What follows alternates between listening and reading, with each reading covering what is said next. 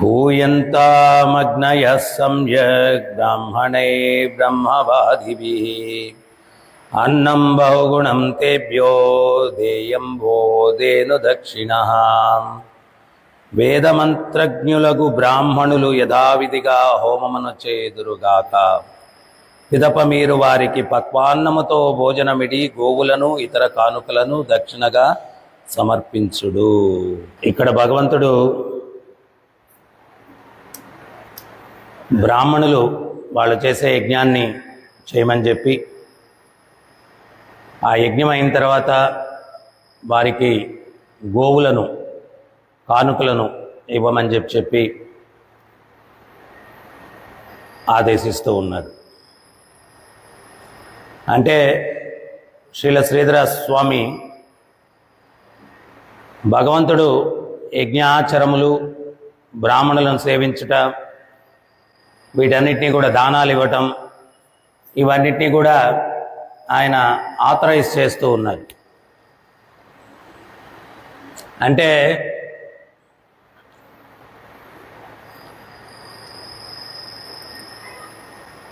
భీష్మ పితామహుడు కూడా మహాభారతంలో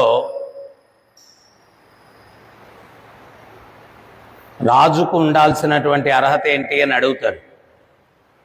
అడిగితే బ్రాహ్మణులను పూజించేవాడై ఉండాల రాజు, భగవద్భక్తుడై ఉండాలా అని చెప్తారు. అంటే వీటి వెనకాల చాలా గొప్ప పరమార్థం ఉంది. భగవద్భక్తుడైనప్పుడు భగవంతుడు ఇచ్చినటువంటి ధర్మం పట్ల విశ్వాసం ఉంటుంది. ఆ ధర్మానికి అనుగుణంగా నడుచుకున్నప్పుడు, ఆ రకంగా పరిపాలన చేసినప్పుడు సమాజంలో శాంతియుతమైనటువంటి వాతావరణం. ఇప్పుడు ఉదాహరణకి పాండవులు అరణ్యవాసం చేసేటప్పుడు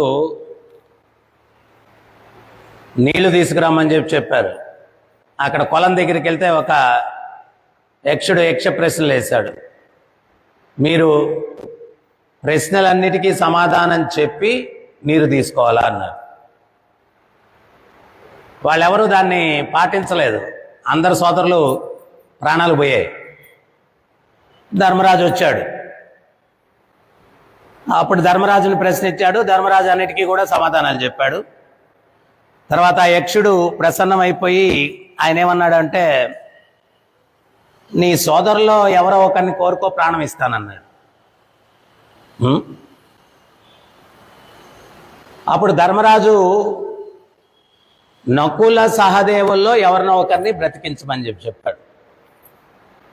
అప్పుడు యక్షుడు అన్నాడు, వాళ్ళు మీ తల్లికి పుట్టిన వాళ్ళు కాదు కదా, నకుల సహదేవులు మాద్రికి పుట్టిన వాళ్ళు, మరి వాళ్ళలో ఎవరినో ఒకరిని బతికించమంటున్నారు ఏంటి, మీ సోదరులను కోరుకోకుండా అన్నాడు.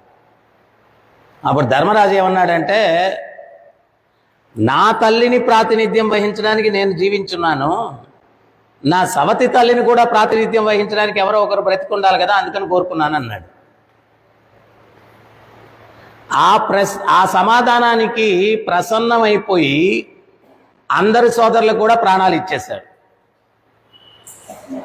అంటే ఇది ఎందుకు చెప్తున్నాను అంటే, రాజు అనేటువంటి వ్యక్తి యొక్క సమభావన ఉండాల. ప్రజలందరినీ కూడా తమ బిడ్డలుగా భావించాల. రాజు ప్రజానీకానికి అంతటికీ కూడా తండ్రి. ఆ విష్ణువును ప్రాతినిధ్యం వహిస్తూ ఉన్నాడు రాజు. ఇక్కడ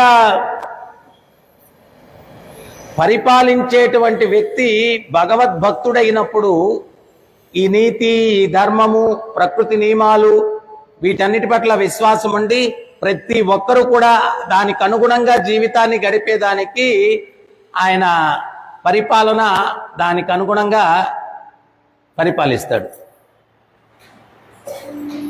మళ్ళా భీష్మ పితామహుడు ఏమంటాడు? బ్రాహ్మణులను పూజించేవాడై ఉండాలా. మరి బ్రాహ్మణుడు ఏంటి? బ్రహ్మజ్ఞానం తెలిసి మిగిలినటువంటి అందరినీ కూడా ధర్మంగా నడుచుకునే దానికి మార్గదర్శకం ఇచ్చేటువంటి వాడు బ్రాహ్మణుడు. ఈ రోజుల్లో ఉత్తమమైన బ్రాహ్మణుని యొక్క సలహా ప్రకారం పరిపాలనలు సాగుతున్నాయా చెప్పండి. ప్రభుపాదులు వారు చెప్తారు, తల దగ్గర కాళ్ళు ఉన్నాయి, కాళ్ళ దగ్గర తల ఉంది అన్నాడు. తల అంటే బ్రాహ్మణుడు, బ్రాహ్మణుడు చేసే పని శూద్రుడు చేస్తున్నాడు, శూద్రుడు చేసే పని బ్రాహ్మణుడు చేస్తున్నాడు. ఉల్టా అయిపోయింది కలి ప్రభావం. సో ప్రభుపాదుల వారు ఏం చెప్పారు అంటే, నేను ఈ యొక్క ఆర్గనైజేషన్ని దేనికి స్థాపించాను అంటే సమాజంలో బ్రాహ్మణులను సృష్టించడం కోసం అని చెప్పారు. అంటే మనందరం కూడా ఆ బ్రాహ్మణుకు ఉండేటువంటి లక్షణాలను పెంపొందించుకునే దానికి ప్రయత్నం చేయాల. ప్రభు నేను బ్రాహ్మణ దీక్ష ఓకే, బ్రాహ్మణ దీక్ష ఓకే వచ్చేసింది. నెక్స్ట్ ఏంటి? బ్రాహ్మణ దీక్ష అంటే ఏంటి? ఒక జంధ్యం వేసుకోవడం, లేకపోతే ఈపు గీరుకునేదానికి చెయ్యి అందదు కాబట్టి దాంతో అటు గీరుకోవడం, దానికోసమా? కాదు. సమాగమ తపస్సౌచం శాంతి మాధ్యమమేవచ జ్ఞాన విజ్ఞానమాస్తిక్యం బ్రహ్మకర్మ స్వభావజం. సమ దమ తపస్సు శాంతి జ్ఞానం విజ్ఞానం ఈ లక్షణాలన్నీ పెంపొందించుకోవడం బ్రాహ్మణత్వం. మరి బ్రాహ్మణుడు బ్రహ్మజ్ఞానం తెలుసుకొని తన వరకే ఉంచుకుంటే ఏమవుతాడు? కృపణుడు అవుతాడు. ఆ బ్రహ్మజ్ఞానాన్ని ఇతరులకు బోధించినప్పుడు బ్రాహ్మణుడు అవుతాడు. బ్రాహ్మణుని కర్తవ్యం ఏంటి? బ్రహ్మజ్ఞానాన్ని ఇతరులకు బోధించాలా, చెప్పాలా? బ్రహ్మజ్ఞానాన్ని ఇతరులకు బోధించాలా? బ్రాహ్మణుని యొక్క గొప్పతనాన్ని ప్రపంచానికి తెలియపరచాలని శ్రీపాద రామానుజాచార్యుల వారు ఒక సంఘటన జరిగింది, ఒక లీల చేశారు ఆయన.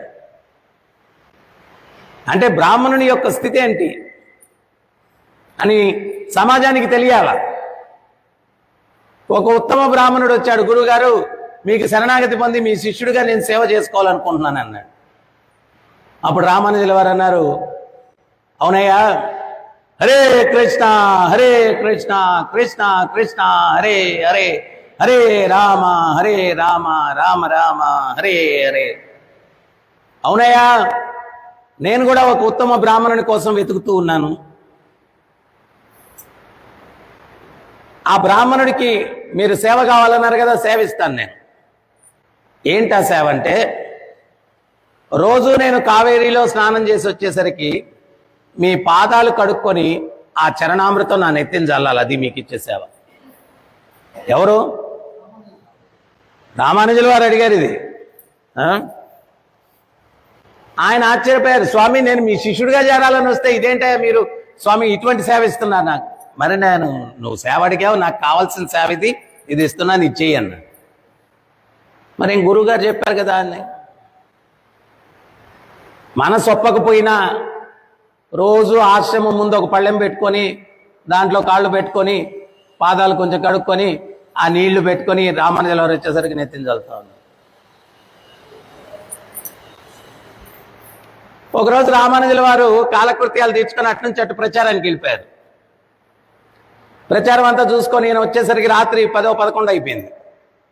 ఈ బ్రాహ్మణుడు ఆ పళ్ళెంలో అట్టే నిలబడున్నాడు ఉదయం నుంచి. రామానుజుల వారు వచ్చి చూసి షాక్ అయిపోయారు. అరే ఏంటి పళ్ళెంలో నిలబడుకున్నావు, భోంచేయలేదా అన్నారు. మరి నా సేవ అవ్వలేదు కదా గురువుగారు, అందుకని నేను భోంచేయలేదు. కమిట్మెంట్. రామానుజుల వారు ప్రసన్నమైపోయి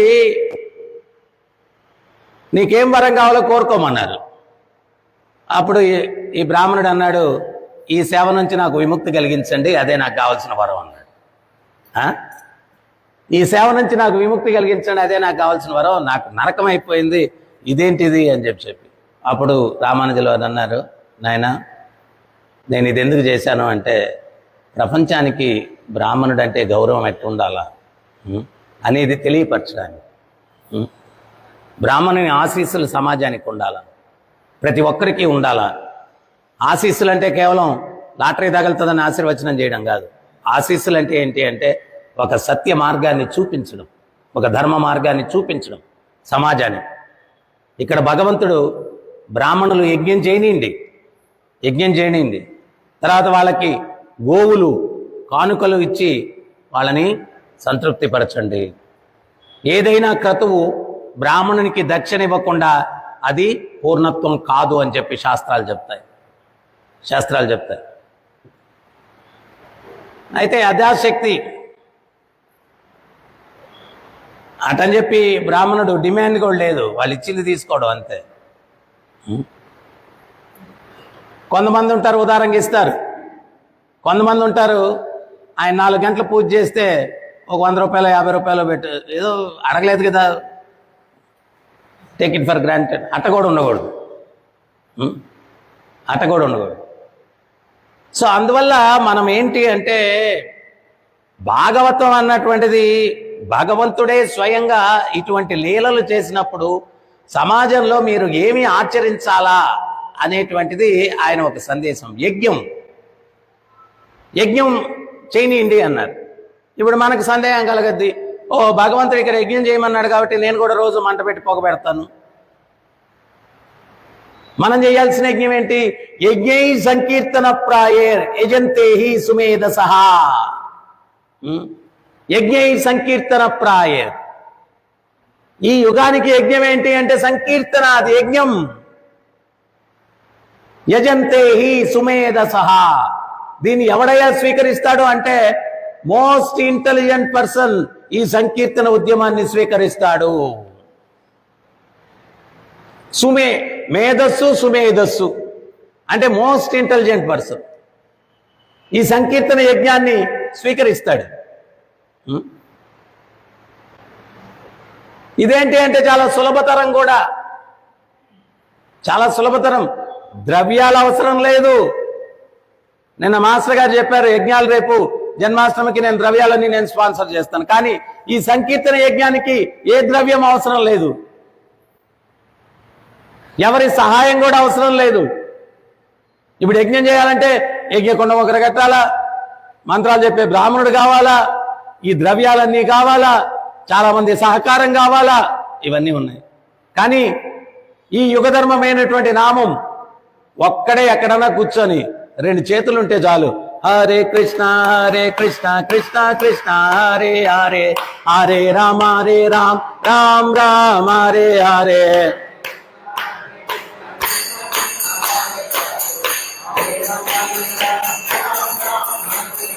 హరే కృష్ణ కృష్ణ కృష్ణ హరే హరే, హరే రామ రామ రామ హరే హరే.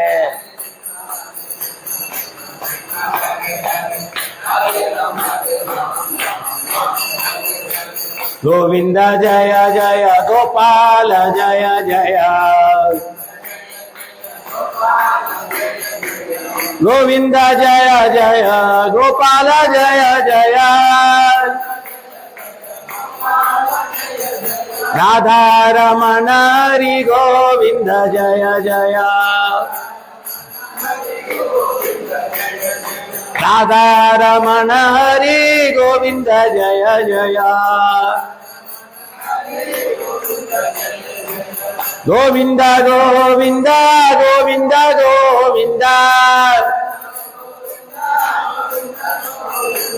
గోవింద గోవింద గోవింద గోవింద, గోపాల గోపాల గోపాల గోపాల, గోపాల గోపాల గోపాల గోపాల,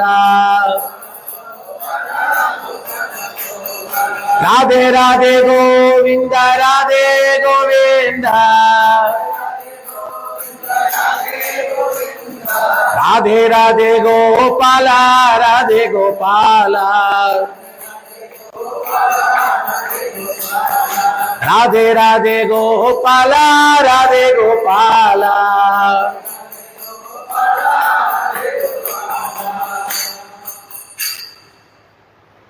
అంటే కలియుగంలో ఏంటి అంటే మనము సింపుల్గా ఏదన్నా చెప్తే దానికి పవర్ లేదనుకుంటారు.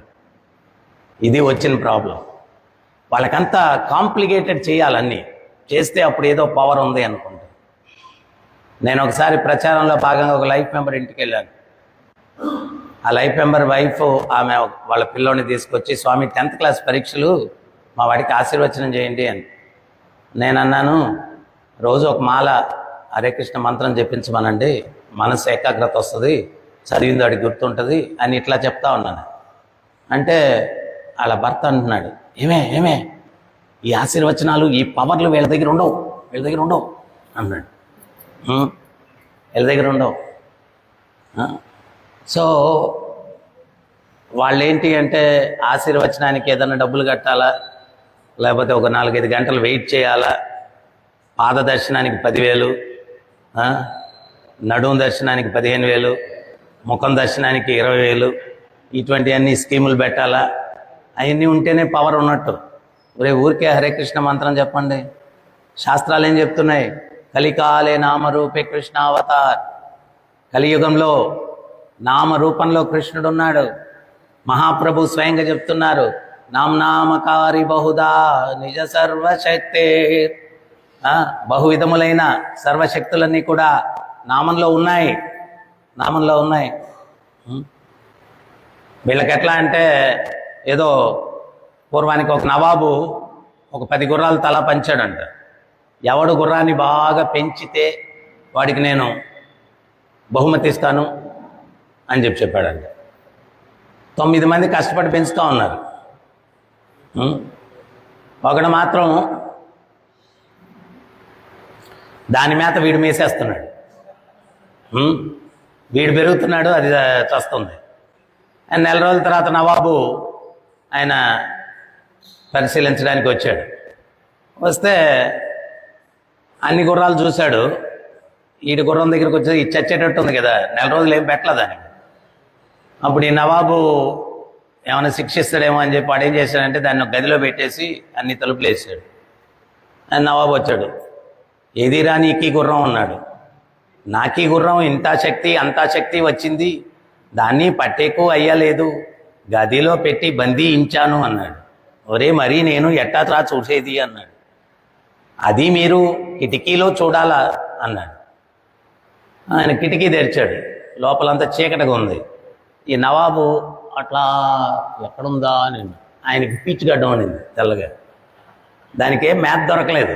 ఆ పీచుగడ్డం గడ్డి అనుకునేది ఆ గుర్రం. అది పట్టుకొని పీకింది అనమాట.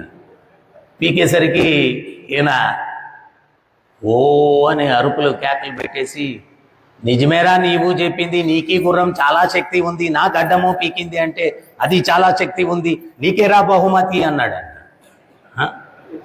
నీకేరా బహుమతి అన్నాడు. సో అట్లాగా మనమేంటి అంటే మనమే దక్షిణ లేదు, ఏం లేదు. ఎవరిని కలిసినా ఎవరితో మాట్లాడినా నామం చేయండి. ఓ దీంట్లో పవర్ లేదేమో, పవర్ లేదు. అసలు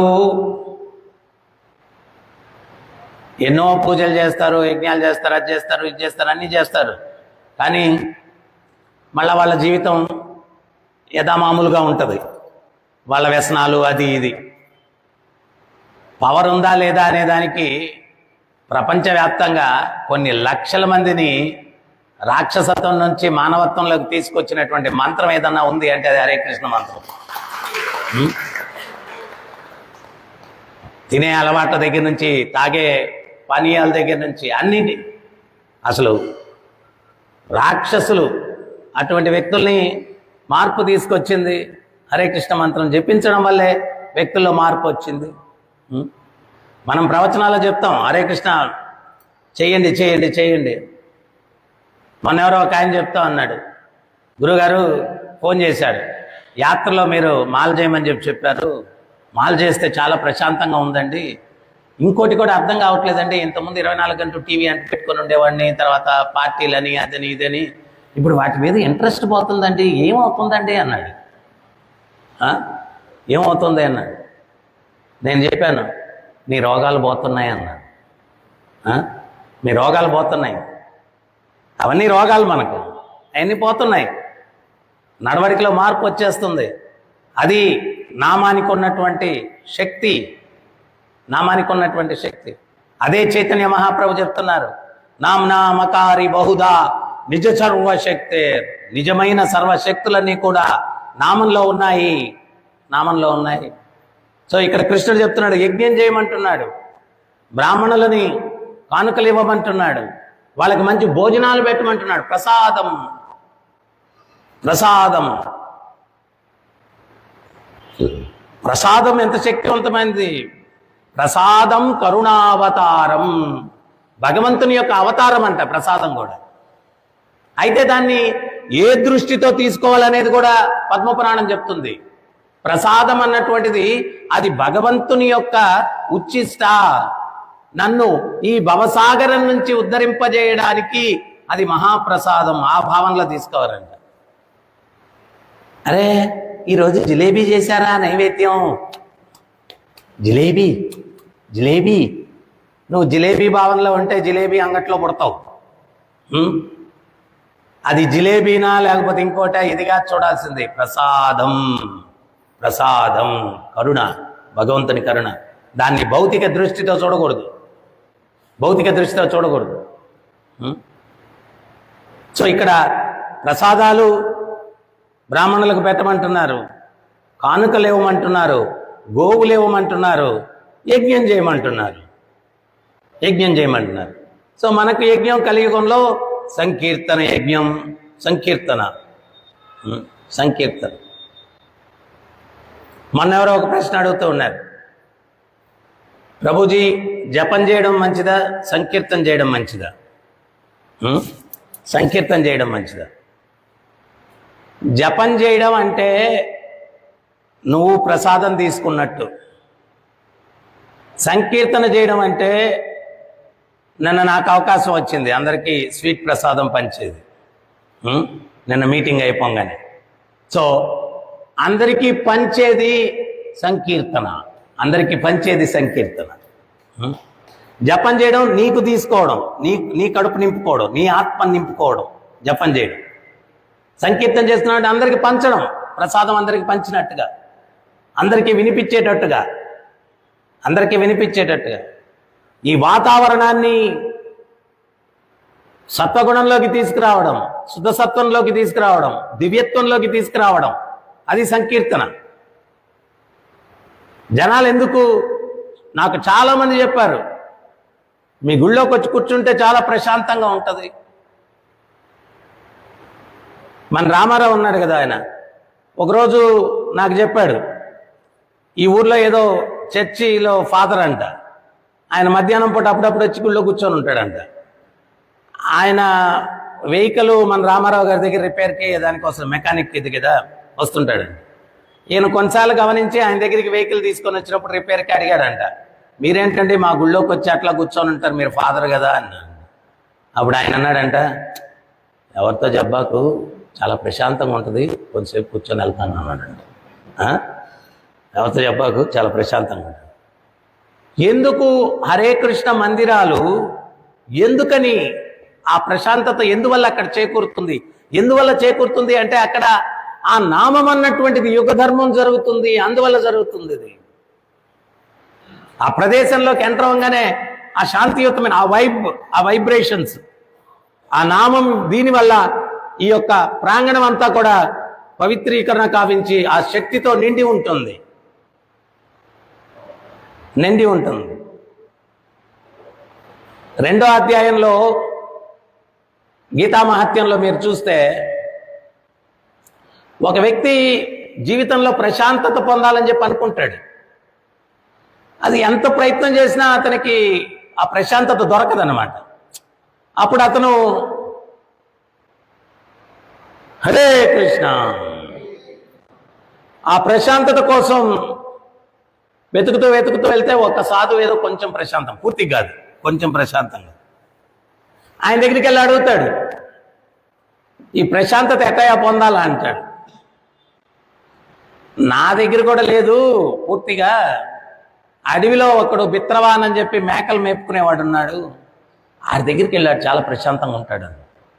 ఆడి దగ్గర ఉపాయం తెలుసుకో.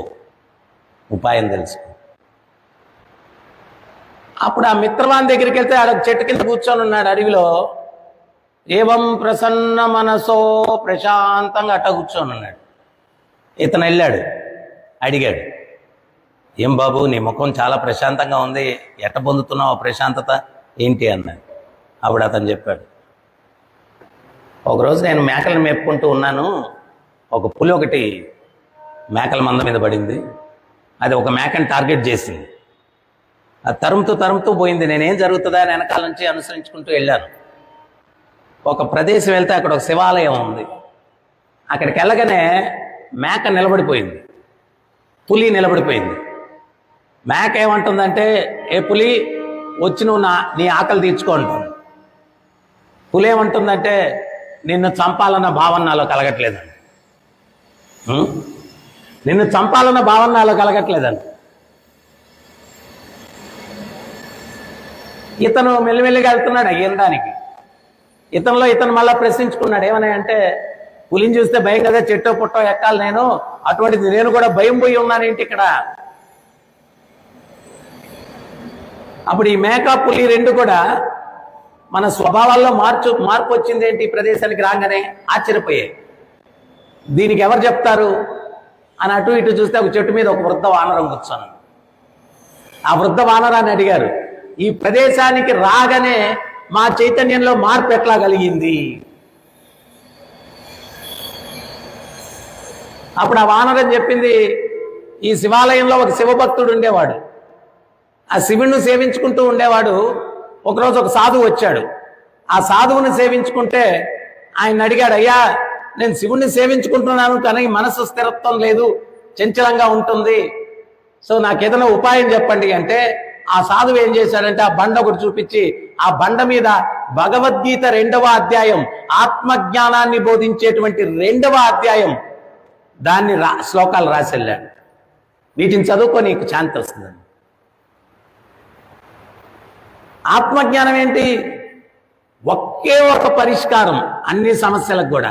ఏంటది అంటే, నేను ఈ శరీరం కాదు, నేను ఆత్మని అని అర్థం చేసుకుంటే ఇంకంతే, ఫినిష్ అయిపోయింది. మనం చదువుతున్నాం, దాంట్లో జీవించట్లే, అందుకని మనకి ఇంకా ప్రాబ్లమ్స్ ఉన్నాయి, ఫీల్ అవుతాం మనం ఇంకా.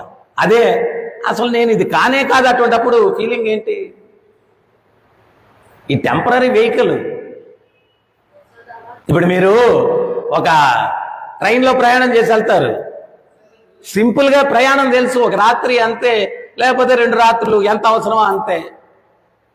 అతని చెప్పి ట్రైన్లో ప్రయాణానికి మీ డబల్ కాట్ మంచం, ఫ్రిడ్జి, తర్వాత ఇంకా ఏదేదో ఐటమ్స్, టేబుల్ ఒకటి అన్ని తీసుకెళ్తారా? లేదు కదా. టెంపరీ ప్రయాణం. ఇది కొంచెం నిడివి ఎక్కువ అంతే. ఇది కూడా ప్రయాణం. ఈ శరీరంలో జీవుడు ప్రయాణం కొంచెం నిడివి ఎక్కువ, సమయం ఎక్కువ. ఇది కూడా టెంపరీ. ఆత్మ, నేను ఆత్మని అని అర్థం చేసుకున్నప్పుడు, అప్పుడు ఆ చైతన్యంలో నీకు ఏ రకమైనటువంటి కల్తలు ఉండవు. సో ఆ ఆత్మజ్ఞానాన్ని తెలియపరిచేటువంటి ఆ భగవద్గీత 2వ అధ్యాయం శ్లోకాలు అక్కడ చదవడం వల్ల ఆ యొక్క ప్రాంగణంలోకి ఎవరైతే వస్తున్నారో వాళ్ళందరూ కూడా ఆ ఆత్మజ్ఞాన సంబంధమైనటువంటి శ్లోకాలు పఠించడం వల్ల ఆ వాతావరణం అంతా కూడా ఆత్మ సాక్షాత్కారాన్ని పొందేటట్టుగా చేస్తుంది. అందువల్ల ఆత్మ సాధు జంతువా, ఆత్మ క్రూర జంతువా, ఆత్మ దుర్మార్గపుదా, ఆత్మ సన్మార్గమునా? అసలు ఏంటి ఆత్మ? తెల్లదా, నల్లదా? భగవత్ అంశ ఆత్మ. వీటితో వేరుతో సంబంధం లేదు ఆత్మకి. జీవేర స్వరూపోహి నిత్యేర కృష్ణదాస్, కృష్ణుని యొక్క దాసుడు ఆత్మ. ఈ శరీరానికి ఇవన్నీ ఉన్నాయి, ఆత్మకు అవేం లేవు. ఆత్మకు అవన్నీ లేవు. సో అందుకని మనం ఈ యొక్క ప్రాంగణం అశాంతియుతంగా ఉంది అని చెప్పంటే దానికి కారణం ఏంటి అంటే నామ సంకీర్తన, యుగధర్మం జరుగుతుంది ఇక్కడ. దానివల్ల యుగధర్మం నాకెంతమందో చెప్పారు, ట్రైన్లలో అక్కడ ఇక్కడ ఈ తిలకం చూసి ఇస్కాన్ అని అడుగుతారు. అడిగితే ఈ చుట్టుపక్కల వాళ్ళు, ఒక ఆయన ఏదో అమలాపురం ఏదో చెప్పాడు ఒకసారి, మీరు రాజమండ్రిలో ఇస్కాన్ టెంపుల్కి వెళ్ళారా అని అన్నాను. నేను ఎవరో తెలియదు. ఎప్పుడో వెళ్ళానండి. నేను ఒక 10 నిమిషాలు అట్లా కూర్చుందామని వస్తాను, కానీ అది తెలియకుండా 1-2 గంటలు అయిపోద్ది, ప్రశాంతంగా ఉంటుంది. ఎప్పుడైనా వెళ్తే మీరు కూడా వెళ్ళండి అన్నాడు. వెళ్తానండి. ఎప్పుడైనా వెళ్తే మీరు కూడా వెళ్ళండి. వెళ్తానండి. సో అందువల్ల యుగధర్మం చైతన్య మహాప్రభువు ఆయన కరుణతోటి మనకిచ్చారు. ప్రభుపాదుల వారి వల్ల విశ్వవ్యాప్తంగా ఈ నామ సంకీర్తన ఉద్యమం ఇది స్ప్రెడ్ అయ్యింది. దీన్ని ఎవడైతే స్వీకరించి దాన్ని అనుసరిస్తాడో యజ్ఞై సంకీర్తన ప్రాయే యజంతి హి సుమేధస, మోస్ట్ ఇంటెలిజెంట్ పర్సన్. నామనామకారి బహుదా నిజ సర్వశక్తి, నిజమైన సర్వశక్తులన్నీ ఉన్నాయి. మీకు ఇంతకుముందు కూడా చెప్పాను, అయోధ్యలో ఒకసారి 2 గ్రూపులు కొట్లాట అయిపోయింది. ఏంటి ఆ కొట్లాట అంటే, ఒక గ్రూప్ సాధువులు అంటారు నామం చాలా శక్తివంతమైంది అంటారు, ఇంకో గ్రూప్ సాధువులు అంటారు రాముల వారు గొప్పవాళ్ళు అంటారు. రాముల వారు గొప్పవాళ్ళు అంటారు. నారదుడు వచ్చాడు. ఇటువంటి కాన్ఫ్లిక్ట్ ఎక్కడ ఉంటుందో అక్కడ నారదుడు ఉంటాడు. నారదుడు వచ్చాడు. ఏంటయ్యా మీ సమస్య అన్నారు. ఏంటయ్యా మీ సమస్య అంటే, ఇది మా సమస్య అన్నారు. నామం గొప్పదనం లేదు, రాముడు గొప్పవాడు అన్నాడు. మీరు కొట్లాడుకోబాకండి, మీకు నేను ఏది గొప్ప అనేది మీకు నిరూపిస్తానన్నాడు. హనుమంతుల్ని పిలిచారు. హనుమా పోయి విశ్వామిత్రుడి కోపం వచ్చేటట్టు చేయన్నాడు. వాళ్ళు ఆయన మొగదులే ముక్కోపి, ఆయన ఇప్పుడే నేను వానరం, మళ్ళీ ఇంకేదైనా చెప్పిస్తాడేమో, సునకం అయిపో ఇంకోటి అయిపో అని చెప్పి, దేనికి స్వామి నన్ను సంకటంలో పెడతారు, వెళ్ళు నేనున్నాను కదా చూసుకుంటాను. ఈయనళ్ళు ఏం చేశాడంటే, ఆ లంకలో వనం అంత ధ్వంసం చేశాడు కదా, ఆ టైపులో ఈయన ఆశ్రమానికి వెళ్ళిపోయి అన్ని చిందరవందర చేస్తాడు. విశ్వామిత్రుడు ఆశ్రమానికి వెళ్ళి ఆయన కోపం వచ్చేసి రాముల వారి దగ్గరికి వెళ్ళిపోయి, మీ భక్తుడిని ఏదో అనుకున్నాను, వాడు చాలా దుర్మార్గుడు, నా ఆశ్రమం అంతా ధ్వంసం చేశాడు, వాడికి శిక్ష విధించాల. ఏం శిక్ష అన్న? మరణదండన. మరణదండన. రాముల వారు ఆజ్ఞాపించేశారు హనుమంతుడికి మరణదండన. మరుసటి రోజు హనుమంతుడిని బందీ చేసి తీసుకొని వచ్చి నిలబెట్టారు. మరి ఎవరు సంహరించాలి? ఎవరి వల్ల అవుద్ది? ఎవరి వల్ల అవ్వదు, మీరే సంహరించాలి. రాముల వారు కోదండం తీసుకొని వచ్చి నిలబడుకున్నారు. హనుమంతుడు ఏం చేశాడు? సీతారాం సీతారాం సీతారాం సీతారాం,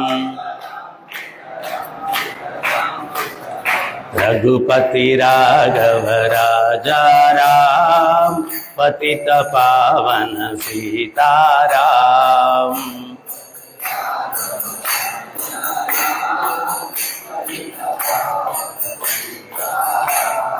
రఘుపతి రాఘవ రాజారాం, పతిత పావన సీతారాం.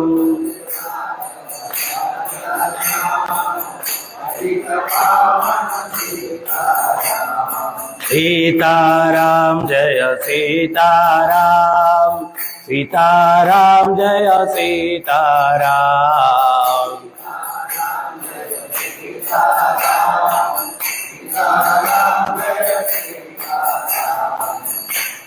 ఈయన నామం చేసుకుంటామంటే రాముల వారి అస్త్రాలు ఒక్కోటి వదులుతూ ఉన్నారు. నాగాస్త్రం వదిలారు, వరుణాస్త్రం వదిలారు, ఆగ్నేయాస్త్రం వదిలారు, అన్ని అస్త్రాలు. ఆ అస్త్రాలన్నీ ఏం చేస్తున్నాయి తెలుసా? ఈయన అసలు అస్త్రాలు వస్తున్నాయని కూడా గమనించట్లేదు. హనుమంతుడు కర్రు మూసుకొని జాపం చేసుకుంటున్నారు, నామం చేసుకుంటాం. ఆ అస్త్రాలన్నీ వచ్చి హనుమంతుల వారి దగ్గరికి ఒక నమస్కారం చేసుకొని పక్కన పడిపోతుంది. తాకట్లేదు, ఏది కాదు, తాకట్లేదు. ప్రభుపాదులు వారు చెప్తారు, ఎవరైనా కృష్ణ భక్తులైతే దేవతలు కూడా మనకు సహకరిస్తారంటే కుబేరుడు డబ్బు ఇచ్చేయాలని కాదు. మనకి 24 గంటలు అదే యాంగిల్లో ఉంటుంది ఆలోచన అంతా. ఏమో దేవతలు సహకరిస్తారంటే కుబేరుడు డబ్బులు ఇచ్చేస్తాడేమో పెద్ద మూట. మన ఏమో ఆ డబ్బు ఇస్తే 10 సంవత్సరాలు బతకాల్సినోడి ఆ డబ్బు నెత్తినేసుకొని సంవత్సరంలోనే పోతామేమో, అందుకని ఇవ్వట్లేదేమో, ఎవరికి తెలుసు. అందుకని అది కాదు సహకారం అంటే. సహకారం అంటే ఏంటి అంటే కృష్ణునికి దగ్గర అవ్వడానికి ఆశీస్సులు ఇవ్వాలి. ఇది నిజమైనటువంటి సహకారం. ఇది మనం అర్థం చేసుకోవాల్సింది, నిజమైన సహకారం అది. సో ప్రభుపాదులు వారు చెప్తారు, ఆయన భక్తుడు అయితే అందరూ దేవతలు కూడా నిన్ను గౌరవిస్తారు. చివరికి బ్రహ్మాస్త్రం వదిలిపెట్టబోతున్నారు.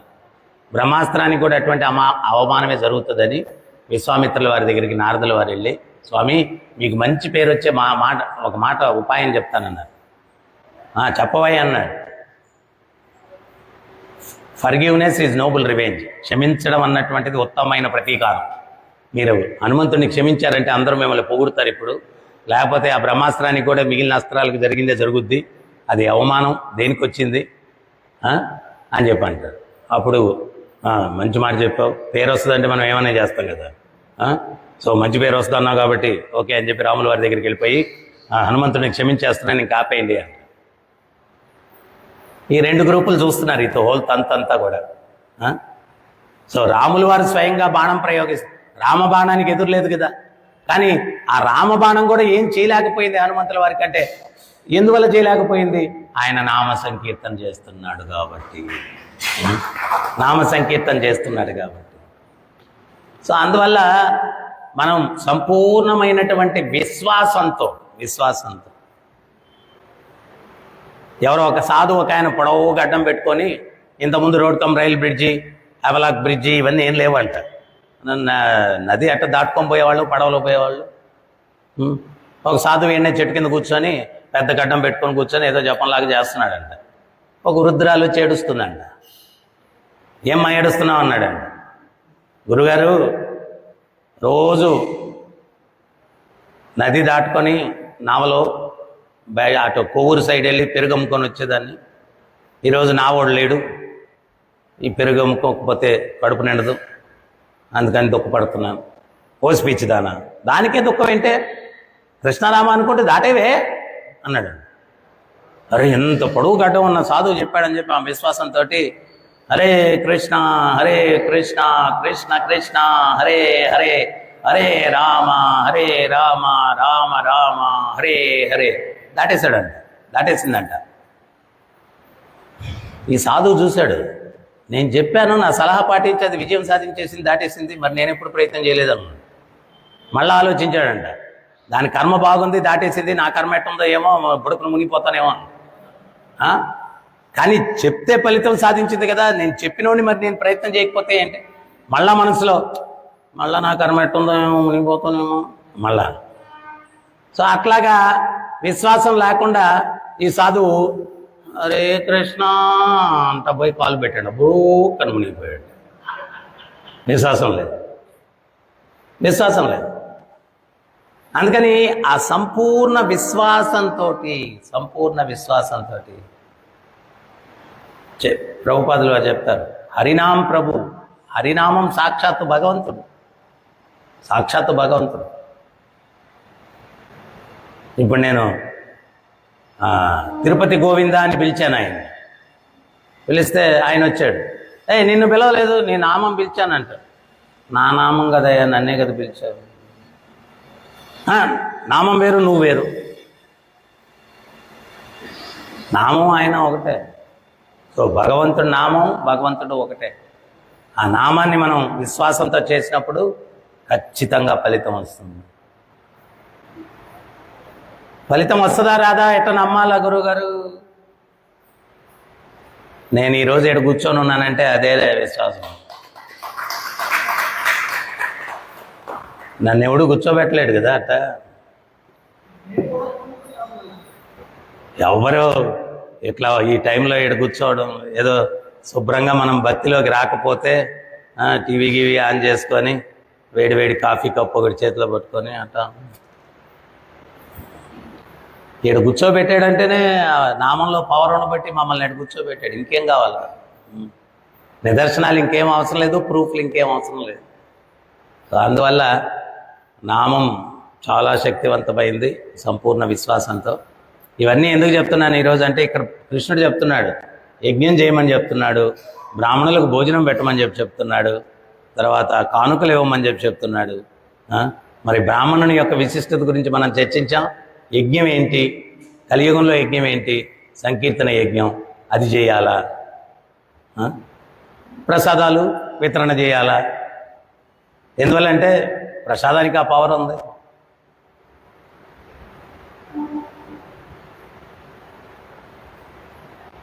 ఇప్పుడు యుద్ధాలు జరుగుతున్నాయి, పెద్ద పెద్ద బాంబులు వేసుకుంటున్నారు ఒక దేశం మీద ఒక దేశం మీద.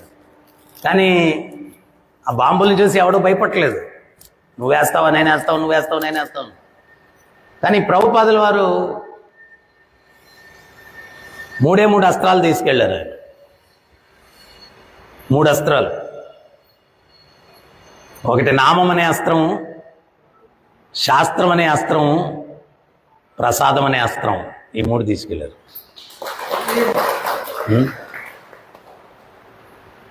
ఈ 3 అస్త్రాలతోటి ఎంతమంది రావణాసురులు, ఎంతమంది హిరణ్యకశిపులు వాళ్ళని టక్ టక్ టక్ మార్చేశారు ప్రభుపాదులు.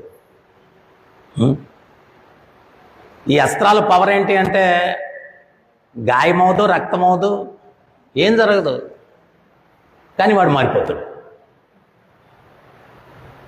గాయం అవదు, రక్తం రాదు, ఏం రాదు ఈ అస్త్రాలతోటి, కానీ వాడు మారిపోతాడు.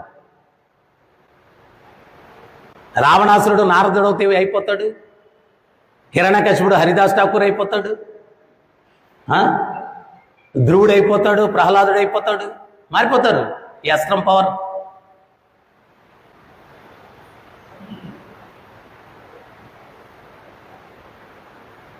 ఇప్పుడు మైక్రో దీంతో ఆపరేషన్ చేస్తున్నారు, అయినా కానీ చిన్న హోల్ పెట్టాల. కానీ ప్రభుపాదుల వారు ఏ హోలు పెట్టకుండా ఉండే హోల్స్ ఉపయోగించుకొని ఆయన భక్తిలోకి లాక్కొచ్చాడు అందరినీ. చెవులు, నోరు, ప్రసాదం, కళ్ళు. సో అందువల్ల చాలా చాలా పవర్ఫుల్ నామం. సో నామం విశ్వాసంతో మనం చేసి మన జన్మను ధన్యం చేసుకునేదానికి ప్రయత్నం చేయాలి. హరే కృష్ణ. ఎవరికైనా ఏమైనా సందేహాలు ఉన్నాయి, డౌట్స్?